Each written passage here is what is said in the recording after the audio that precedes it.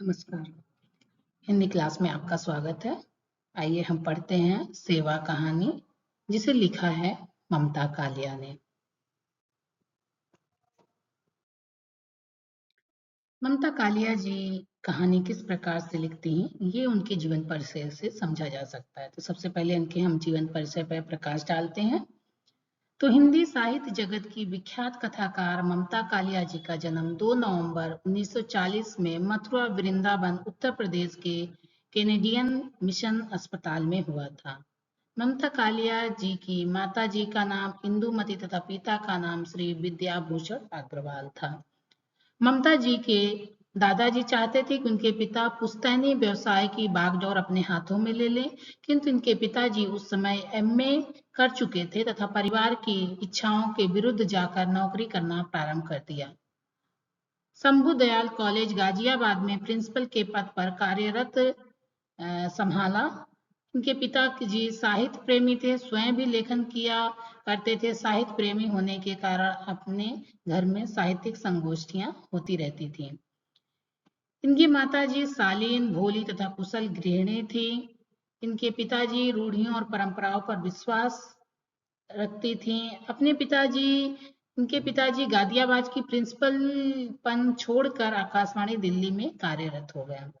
ममता जी की एक बड़ी बहन है जिनका नाम प्रतिभा है। अपनी दीदी बचपन से ही ललित कलाओं में निपुण रही है। दीदी की कुशलता और गतिविधियों के चलते आपको उपेक्षा का पात्र बनना पड़ता था, जो आपके दिल को ठेस पहुंचाता था। आइए ममता कालिया जी की जीवन शिक्षा किस तरह से रही। तो ममता कालिया जी की प्रारंभिक शिक्षा गाजियाबाद के कॉन्वेंट स्कूल में प्रारंभ हुआ। आपने अपनी पूरी शिक्षा अंग्रेजी माध्यम से की। पिता के तबादले के बाद ममता जी ने अपनी स्कूली पढ़ाई गाजियाबाद, दिल्ली, नागपुर, पुणे, इंदौर के विश्वविद्यालयों में ग्रहण किए। इंदौर के विक्रम विश्वविद्यालय से सन 1961 में बीए की परीक्षा उत्तीर्ण कर ली। दिल्ली विश्वविद्यालय में सन 1963 में अंग्रेजी साहित्य में एमए की उपाधि प्राप्त की। एमए की उपाधि प्राप्त करते ही दौलत राम कॉलेज दिल्ली में आपको अध्यापक की नौकरी भी मिल गई।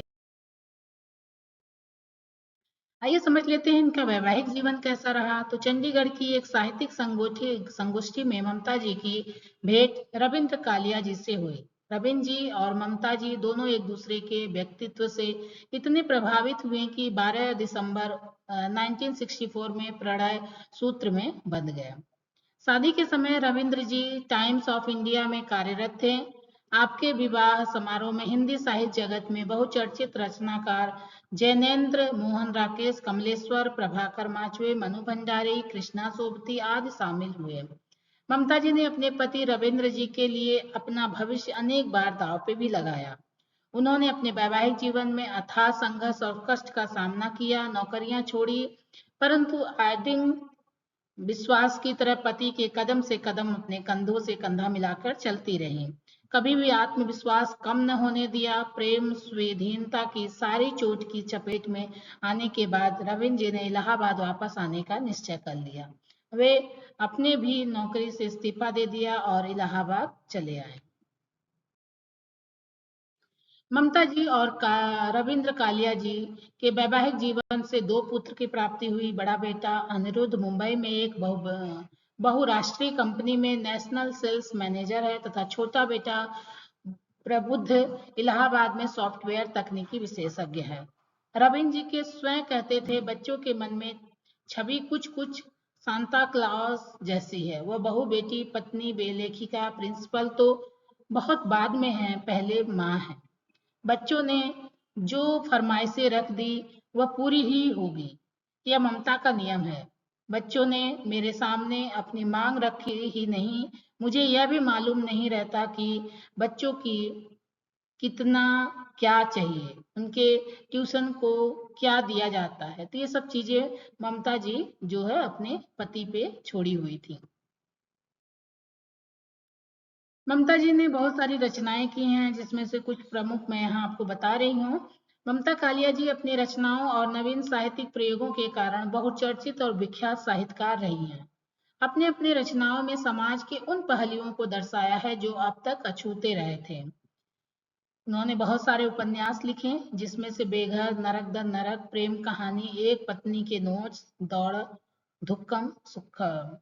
तो इस तरह से उनके कुछ उपन्यास हैं, कुछ कहानियां हैं। छुटकारा, सीट नंबर 6, एक अदद औरत, प्रतिदिन, उनका यौवन, जॉर्ज, अभी जारी है, चर्चित कहानियां, बोलने वाली औरत, मुखौटा, निर्मोही, थिएटर, रोज के कौवे, 25 साल की लड़की, काके की हट्टी। तो ये सारी इनकी जो कहानियां थी। तो कहानी का सारांश कुछ इस प्रकार है। घबराहट से उन्होंने तीनों बच्चों को खबर दे दी। 2 दिन के अंदर दोनों लड़कियां मम्मी मम्मी कहकर आ गईं। जब नरोत्तम ने चोट के बारे में बताया तो लड़कियों ने उनकी तरफ ऐसा देखा मानो उन्हीं की गलती हो। उन्हीं की गलती से उनकी माँ जो है गिर पड़ी। बेटियों को माँ की फिक्र थी, दफ्तर से छुट्टी लेकर आई और उसका वो कारण भी उन्होंने बताया। 3 दिन तक अस्पताल में उपचार देखकर संतोष प्रकट किया। दोनों ने पिता से ध्यान रखने के लिए कहा।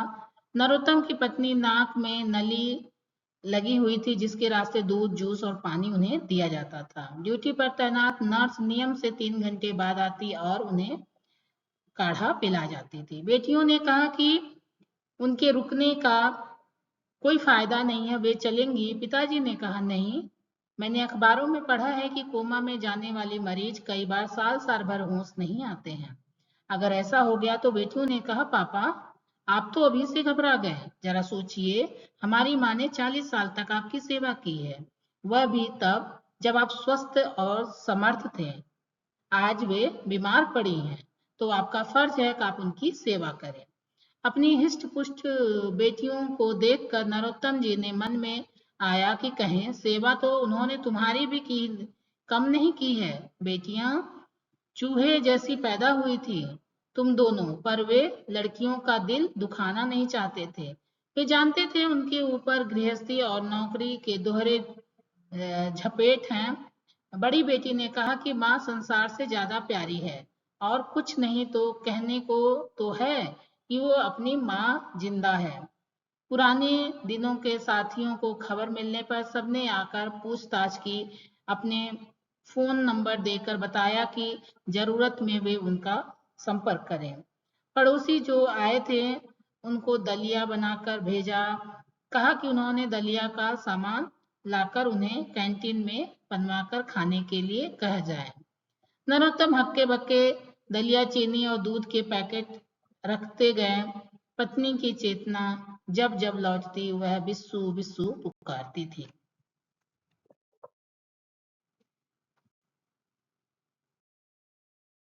नरोत्तम जी ने एक परिचित से बेटे को फिर फोन करवा दिया। 4 दिन तक वे तनाव में रहे। क्या हुआ, विस्मय क्यों नहीं आया, कहीं वह खुद तो बीमार नहीं है, उसने कोई खबर क्यों नहीं भेजी। 5वें दिन सुबह 9 बजे विस्मय की नीली मारुति वार्ड के सामने आकर रुकी। उन्होंने बेटा बहू दोनों पोते कमरे में दाखिल हुए। पीछे पीछे फलों के थैले लिए हुए ड्राइवर, इन सबके बाद नन्हा पालतू कुत्ता नौटी। विस्मय ने बताया कि वह कॉन्फ्रेंस के लिए जापान गया हुआ था। 2:45 पर घर लौटा, फौरन यहाँ चला आया। बहुजौली ने बताया कि टैक्सी वाले गाजियाबाद आने को तैयार नहीं होते। विस्मय ने बताया कि विदेश में तो एक लड़की 23 साल बाद कोमा से एकदम भली चंगी होकर निकली। उसके कार की दुर्घटना हुई थी। दोनों पोते स्वागत और प्रतीक कुछ देर दादी के बिस्तर के पास खड़े रहे। जब उनकी आवाज से भी दादी नहीं जगी तो वे नोटी डॉगी को लेकर बाहर निकल गए।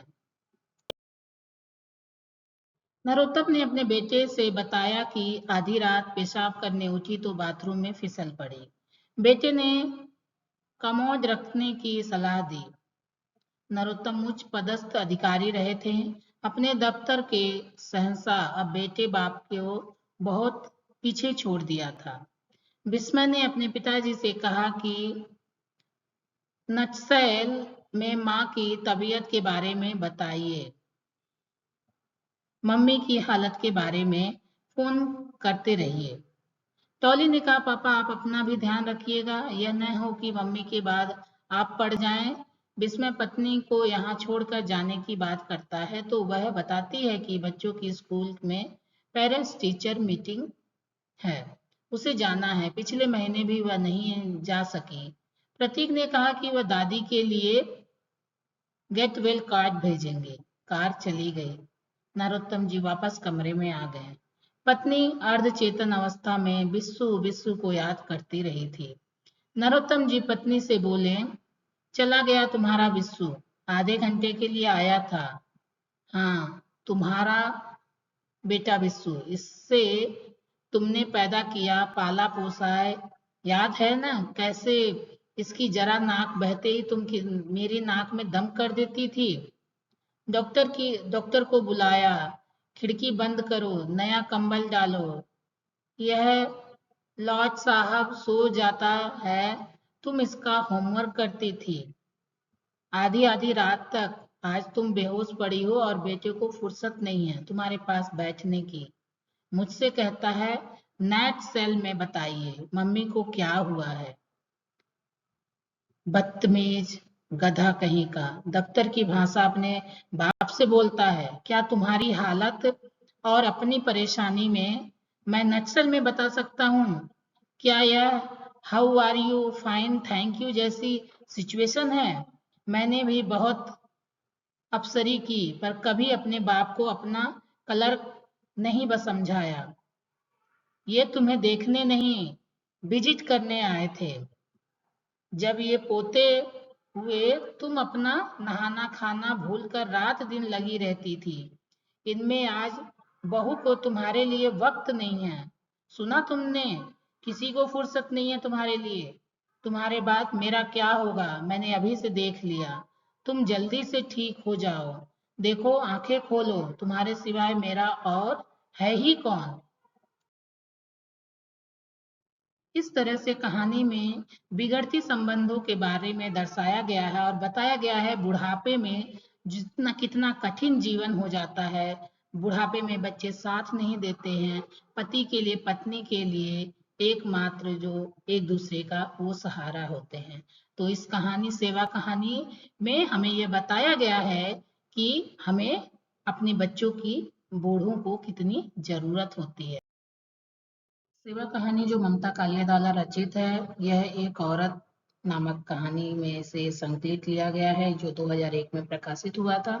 इस कहानी में समाज में हो रहे परिवार के बिखराव और बूढ़ों के प्रति जो इस तरह से निर्दयता का व्यवहार हो रहा है उसको दिखाने का प्रयास किया गया है और समाज में इस तरह के अन्याय को खत्म करने के लिए यह कहानी समाज तक पहुंचाई गई है। आइए चलिए आगे हम पढ़ते हैं नेक्स्ट लेसन।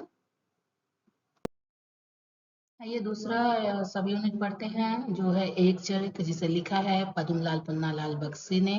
आइए हम पहले उनके बारे में थोड़ा सा जान लेते हैं। पद्मलाल पुन्नालाल का जीवन परिचय कुछ इस प्रकार है। पद्मलाल पुन्नालाल बख्शी का जन्म राजनाथ गांव के एक छोटे से कस्बे खैरागढ़ में 27 मई 1894 में हुआ था। इनके पिता पुन्नालाल बख्शी खैरागढ़ के प्रतिष्ठित परिवार से थे।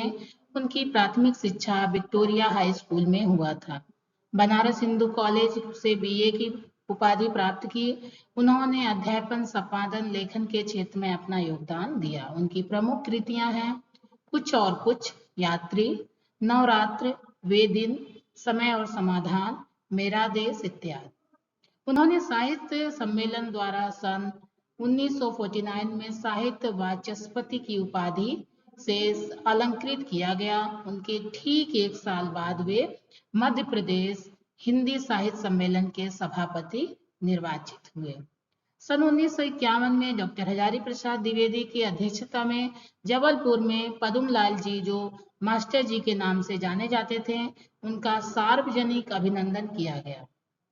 सन 1969 में सागर विश्वविद्यालय से द्वारिका प्रसाद मिश्र मुख्यमंत्री द्वारा डी लिट की उपाधि भी उन्हें विभूषित किया गया था। 18 दिसंबर सन 1971 को शासकीय डी लिट के अस्पताल में ही उनका निधन हो गया। तो प्रस्तुत जो उन्होंने रेखा चित्र कहानी लिखी है उसमें एक चरित्र ऐसे पहलवान के इर्द गिर्द घूमता है जिसके लिए सभी प्रिय हीरे वस्तुएं उपेक्षीय थीं क्योंकि उसकी सारी कामनाएं एक तीतर में बंधी हुई थी। आइए इसको हम समझते हैं। इसकी कहानी की क्या विशेषता है, यह कहानी एक चरित्र आपको क्यों पढ़ाई जा रही है। तो इस कहानी की विशेषता है मनुष्य अपनी भावनाओं पर नियंत्रण कर सकता है, दिशा मोड़ सकता है, किंतु उदासीनता होना कठिन है। पहलवान ने अपने पारिवारिक सामाजिक संवेदनाओं के प्रति स्वयं को निर्विकार निर्द्वंद्व बना दिया था। समाज का सामना हंसकर करता था, किंतु उसकी अपनी सारी इच्छाएं कामनाएं अपने तीतर में बांध ली थी, मानो उस तीतर में ही पहलवान के प्राण बसते हों। शायद पहलवान की मानसिक ताकत का राज तीतर में ही सारा छुपा हुआ है। संपूर्ण रेखा चित्र का कुछ अंश मैं यहाँ बताती हूँ। तरुणावस्था में प्रेम का उन्माद रोग तो सभी नवयुवकों में ही हो जाता है, पर सभी के जीवन में प्रेम की विलक्षण घटनाएं नहीं होती हैं। अधिकांश प्रेम भावना उनके गृह जीवन में ही समाप्त हो जाती हैं। अपने नगर में विशुद्ध प्रेम या ममता के यथार्थ रूप को मैंने एक व्यक्ति में पाया। वह पहलवान था, प्रतापगढ़ से आया था। सबसे पहले मैंने उसको राम भक्त के विश्राम गृह में देखा था। उसके शरीर की सुदृढ़ गठन देखकर सभी हठास उसकी ओर आकृष्ट हो जाते थे। उसमें जहां तेज था वहां सरलता भी थी, उसमें सदैव शक्ति थी, वैसी सहनशीलता भी थी। क्रोध तो उसमें था ही नहीं, चिंता को वह जानता ही नहीं था। ऐसे जान पड़ता था कि वह बिल्कुल निष्पक्ष निर्विकार है। वह चुपचाप चाय पी रहा था कि उसी समय एक दुबले युवक ने आकर उसे खूब झिड़क कर कहा, वाह पतले उस्ताद, तुम यहाँ बैठे चाय पी रहे हो? मैंने तुम्हें कितनी देर से खोज रहा हूँ। उठो।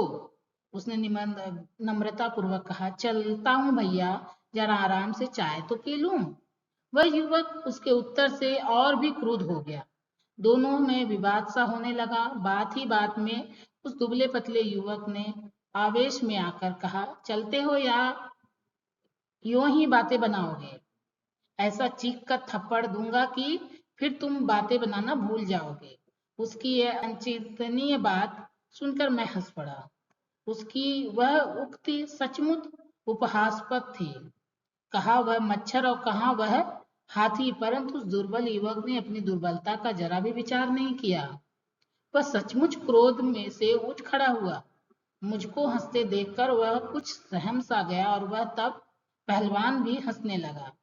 फिर उसने कहा, चला चलो भैया चले, मुझसे लड़कर सचमुच नहीं जीत पाओगे। इसके बाद राम बख्ता की दुकान पर पहलवान ने प्रायः प्रतिदिन ही भेंट हो जाती थी। मुझको यह देखकर बड़ा आश्चर्य होता कि वह मान अपमान प्रशंसा निंदा किसी की भी परवाह नहीं करता था। वह सभी से हंसकर बातें करता था, सभी की बातें सुन लेता था और सभी के काम करने के लिए सदैव तत्पर रहता था। अपनी शक्ति के कारण वह निर्बलों के प्रति निष्ठुर था। उनके अत्याचारों तक को वह चुपचाप सह लेता था। उसके मुख पर सदैव प्रशंसा बनी रहती थी। एक बार बाहर से एक प्रसिद्ध पहलवान आया, उसके साथ उसकी कुश्ती हुई। उसने उस पहलवान को पछाड़ दिया। दोनों ने उसकी बड़ी प्रशंसा की, परंतु उसने उत्तर दिया, जो लड़ता है वह कभी हारता है और कभी जीतता है। इसमें न कोई प्रशंसा की बात है और न ही निंदा की। अगर मैं हार गया होता तो जान पड़ता कि जगह जगह तुम लोग मेरी निंदा करते फिरते। उसकी यह बात सुनकर उसके सभी प्रशंसक चुप हो गए।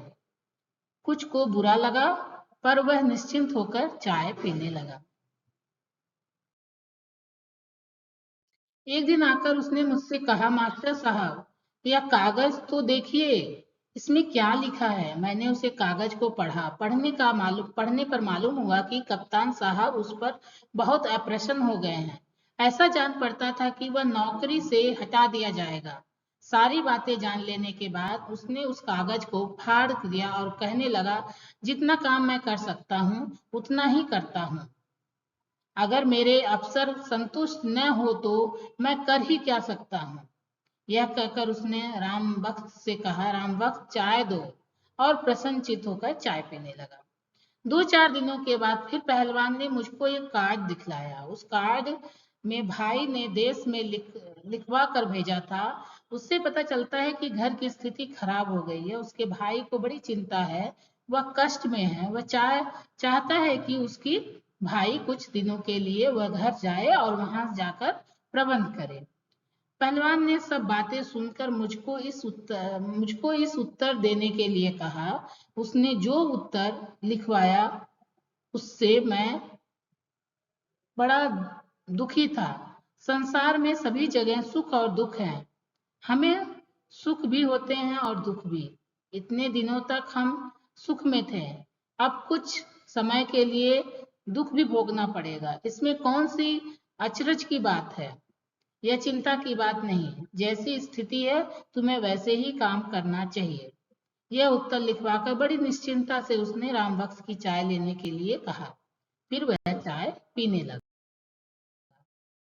कुछ दिन और व्यतीत हो गए। उसके बाद भेंट होने पर उसने मुझसे कहा, मास्टर साहब, आपको फिर एक खत लिखना पड़ेगा। फिर एक नई विपत्ति आ गई है।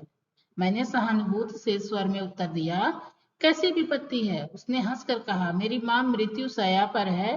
कौन जाने इस पत्र का उत्तर जाने तक वह जीवित भी रहेगी या नहीं। मैंने कहा, सचमुच यह बड़ी विपत्ति की बात है। आप छुट्टी लेकर घर चले जाइए और कम से कम माँ के अंतिम दर्शन तो कराइए। उसने कहा, यदि माँ का दर्शन मेरे भाग्य में रहता तो गांव से इतनी दूर अपने जीवन निर्वाह के लिए आना ही क्यों पड़ता। क्या किया जाए, मेरे भाई वही हैं, वही मेरी माँ की सेवा करेंगे। किसकी माँ कब तक किसका साथ देगी। उसने मेरा पालन पोषण कर इतना बड़ा बना दिया है कि अब मैं भटक रहा हूँ, तो अपने भाग्य से आप मेरे लिए कार्ड लिख दीजिए।